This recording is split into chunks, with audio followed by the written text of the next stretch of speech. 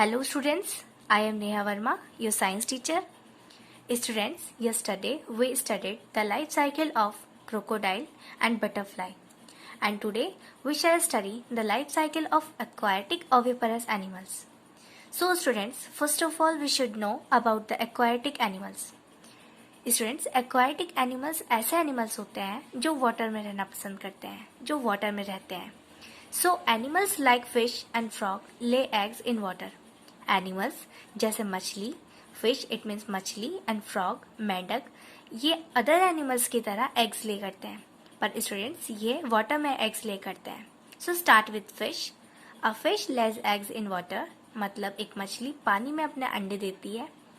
Students ये water में water plant जैसे सेफ जगह पर ही अंडे देती है. Out of 1000 of eggs only a few hundred develop into टिनी baby fish. It means कि एक फिश एक टाइम में हजारों से भी ज्यादा अंडे देती है, जिनमें से कुछ हंड्रेड एग्स ही टिनी बेबी फिश यानी छोटी बेबी फिश में डेवलप हो पाते हैं. Because most eggs are eaten up by bigger fish, क्योंकि मोस्टली एग्स को बड़ी मछलियां खा जाती हैं. So some fish have adhesive eggs and these eggs stick together in bunches. Students, कुछ fish के adhesive eggs होते हैं, मतलब बहुत चिपचिपे स्टिकी होते हैं, and these eggs are stick together in bunches. और ये eggs जो है परस्पर जुड़े हुए होते हैं bunches में, मतलब समूह में परस्पर चिपके हुए होते हैं एक दूसरे से. The young ones in the eggs grow and hatch into very small baby fish called fries. It means students जब ये एग्स हैच होते हैं, स्टूडेंट्स ये एग्स जो होते हैं वो सूर्य की गर्मी से हैच होते हैं, मतलब सूर्य की गर्मी से सेक जाते हैं. तो जब ये एग्स हैच होते हैं तो इनसे बहुत छोटी बेबी फिश बाहर आती है, जिसको हम फ्राइज कहते हैं. स्टूडेंट्स मछलियों के बहुत छोटे बच्चों को फ्राइज कहा जाता है. So it was about the life cycle of fish. Now we shall study the life cycle of frog. So students, frogs lay their eggs in water. A floating clump of eggs is water.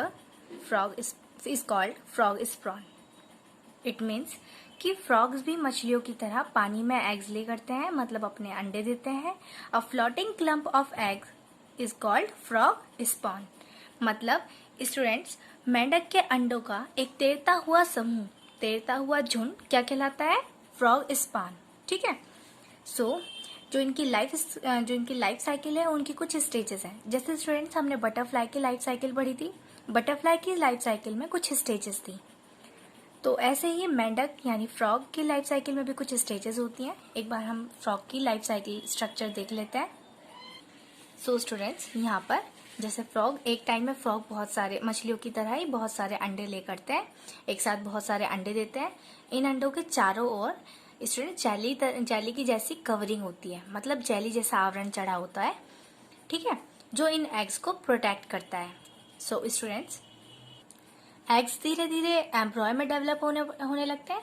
फिर एम्ब्रॉय धीरे धीरे tadpole में develop हो जाते हैं. Students tadpole बिल्कुल मछली के जैसा दिखता है. टैडपोल की एक लंबी पूंछ होती है. ठीक है, फिर धीरे धीरे इसका और डेवलपमेंट होता है.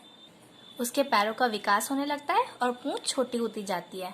फिर स्टूडेंट्स जो धीरे धीरे ये और डेवलप होता है. अब इनकी पूंछ और भी छोटी होने लगती है. लेग्स के साथ साथ लंग्स का भी विकास होने लगता है. एंड लास्टली एक पूर्ण विकसित फ्रॉग अपने लंग्स एंड लेग्स के साथ पानी से बाहर आता है. सो स्टूडेंट्स ये हुई कुछ फ्रॉग की लाइफ साइकिल की स्ट्रक्चर. अब हम इसी लाइफ साइकिल के स्टेजेस को ब्रीफली डिस्कस करते हैं.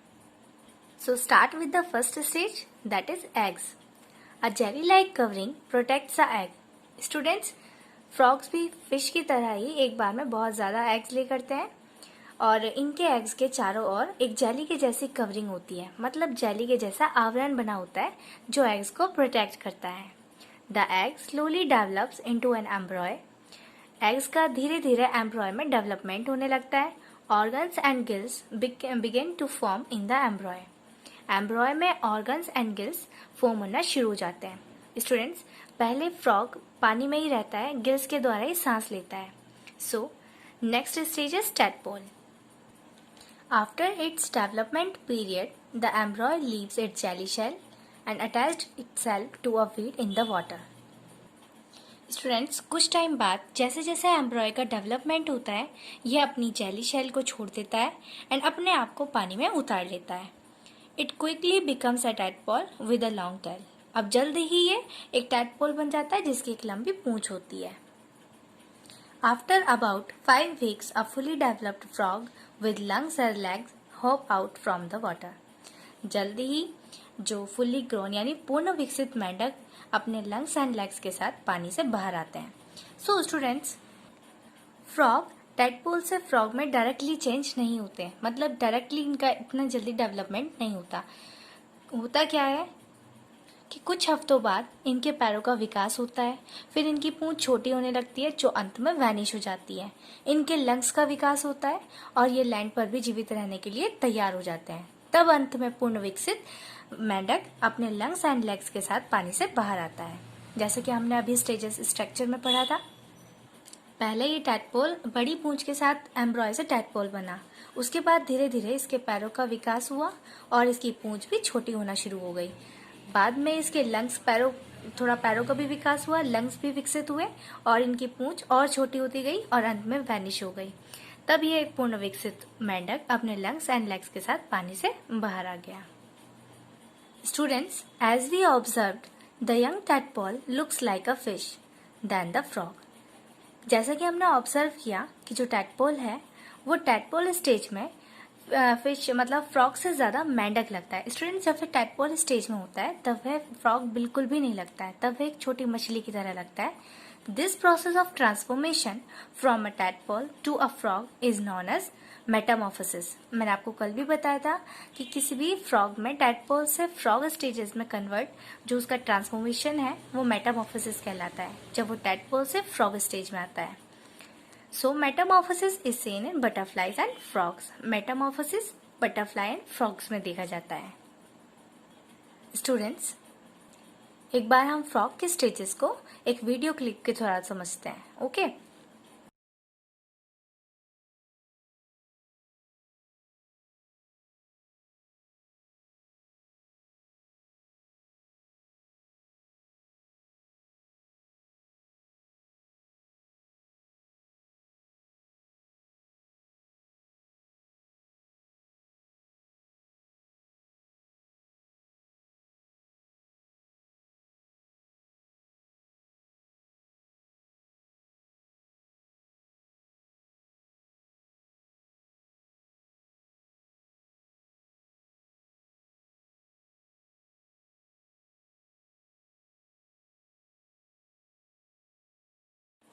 स्टूडेंट्स, आई होप कि आपको वीडियो क्लिप के द्वारा मेंढक के लाइफ साइकिल की स्टेजेस समझ आ गई होगी।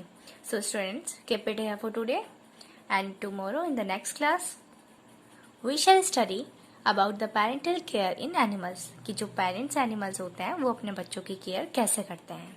सो till then, bye bye, take care.